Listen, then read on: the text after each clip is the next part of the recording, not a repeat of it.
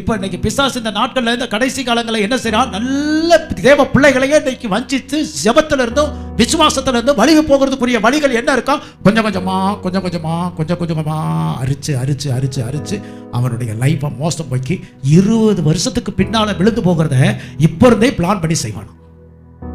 அதுவும் செய்யறவன் டக்குன்னு செய்ய மாட்டான், கொஞ்சம் கொஞ்சமா. என்ன ஆராதனை நேரத்தில் எல்லாருமே ஆராதிக்கிறீங்களா?